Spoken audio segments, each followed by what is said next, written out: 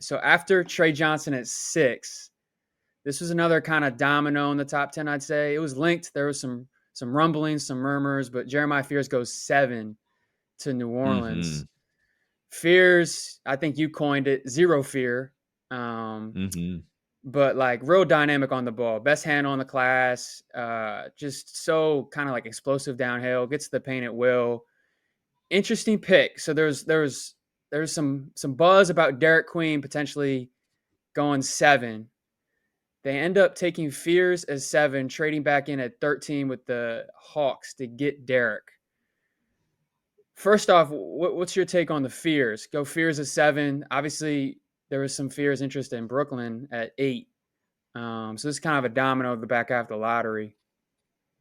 This to me feels kind of like a Dumars pick because Dumars is such a guard guy, and I do feel like that the only person that has really proven that small guards can win a title as the main guy is Isaiah Thomas, and guess who his running mate was? Joe Dumars. So if there's anyone that can believe a small guard with a type of moxie and a type of kind of cachet about the way that they play can do it, it's probably Joe Dumars. So maybe he saw something in Jeremiah Fears, and if you've watched Fears play, you can see why he would see something. Now we can point to 28% from the 3-point line. We can point to, some of the mechanics with the shot, all this sort of stuff. I've heard it over and over again, but just watch Jeremiah Fears play the game of basketball. And I promise you'll come away and say, okay, he looks like a future NBA All-Star. He is raw. I think there is going to be some natural development there. But again, I'm a big fan of Joe. He's always been great throughout my, career, just with basketball, insights and things like that. He's willing to share. He's back home in a place where he feels very comfortable in Louisiana. So I feel like he's going to have kind of a say as to what's going to happen down there. So for him to go after Fears and identify him as a guard that he likes as an A1 league guard, that says a lot about Jeremiah Fears, right? This is a high bar, I feel like, to pass in his world. So I would take that as a good sign if I'm a New Orleans fan. And then they obviously already love Derik Queen. So once they had Fears still on the board, I think that's when they were like, okay, we're going to swing for Fears, and then we're going to figure out a way to go back and get Queen, whatever it takes to get Queen, because we really want Queen. Because like you said, a lot of people thought he might even go as high as 7. So I like it that they end up getting 2 guys that in their minds were probably lottery talents, right?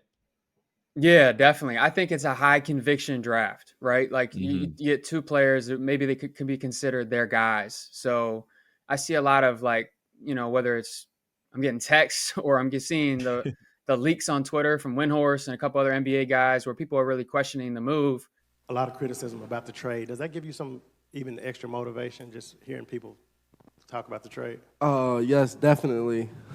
Cause I mean, I'm gonna say here, I don't think nobody in that class ever gonna be better than me. So I block all the noise out, and then he got a lot of faith in me. Most of those guys I beat on in high school, so it don't really matter. But just gotta continue. I know the NBA is a whole different level, so just gotta continue getting better. Don't get too big headed. Don't get too low. And just beat on them next year when they come in and make Joe look like a genius. I would just say like let's wait and see, right? Like that I think them trading, a high value 2026 pick to come back into the ladder and get Derik, they walk away with Fears and Derik Queen. I think all that really shows is a tremendous belief in who Derik can be as a player.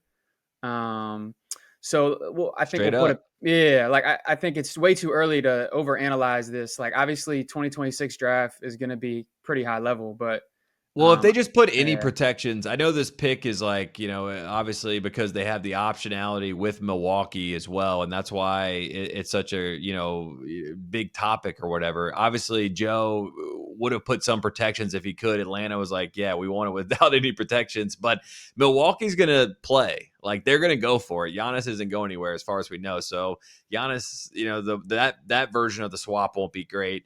And then New Orleans, they're expecting Zion to play and to be good next year. They're expecting Zion to have like a resurgent year. That is everything that I have heard. That is the expectation. So we'll see if that actually happens. But that is the expectation. So they expect to be good. So they're like, our pick's going to be, 15, 16, 17 range in their mind. So it's not the worst thing in the world, but I understand without any protections, it does look insane.